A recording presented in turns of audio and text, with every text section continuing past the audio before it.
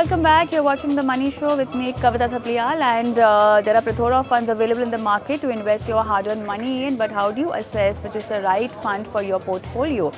What are the criteria that one should look at? Now, to help you navigate to this maze, today I have with me Gautam Kalia, Senior Vice President and Head Super Investor at Sharekhan by BNP Paribas. Also, do not forget to send us your portfolio queries on our WhatsApp number, which is 865-797-4571. You can also email us your questions on themoneyshow@etnow.tv. Hi, good evening, Gautam, and welcome to the Money Show. And we'll be taking our viewer queries one by one. And do I have Ishani, on the phone line with me? Hi, how are you doing? Good evening. All right, so I don't have Ishani on the phone line, but Gautam, we do have the question. The question is the daughter, for which I think the question is sent, is 24 years old and wants to start an SIP, and she has a period of 35 to 45 years to invest, and the target is of almost 27 crores, and she wants to have a portfolio where she can start her SIP with the amount of 6,000 per month right now. Yes, so maybe it's Ishani we are talking about, or it's her daughter, I'm not very clear, but essentially horizon is very good. And if you're putting in a SIP of 6,000 rupees per month and you're not doing a step up, then you're looking at achieving a corpus of around 3.9 crores in 35 years. This is assuming a growth of 12% every year on your portfolio of your investments. But if you're able to increase your SIP amount by, let's say, even 10%, then that jumps from 3.9 crore to 10.7 crores. If you're hoping to achieve your target of 27 crores, which is a very specific target, you can start off with 6,000, extend the tenure to 42 years, and do a step up of about 10% every year. Then with the underlying assumption of 12% growth every year, you will reach your targeted amount slightly higher than that of 27.5 crores.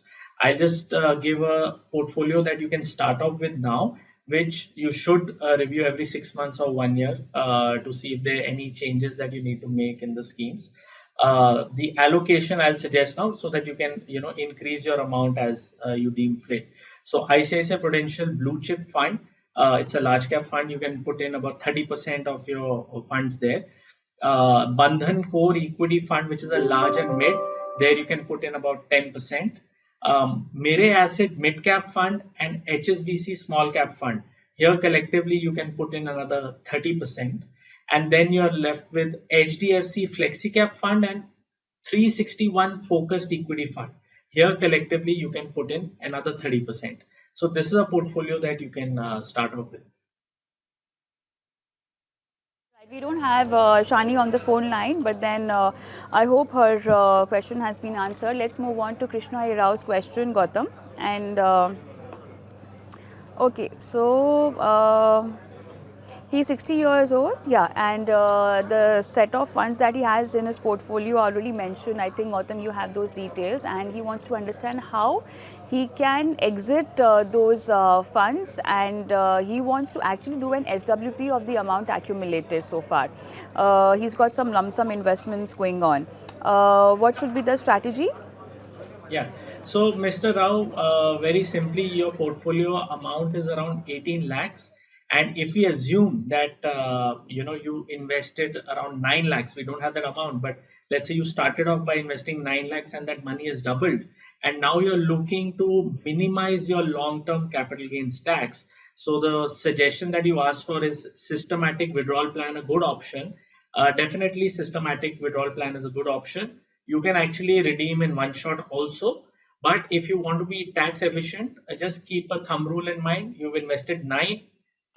Your portfolio value is 18, so you're looking at a 9 lakhs capital gains, and you get a 1 lakh waiver every year by the government.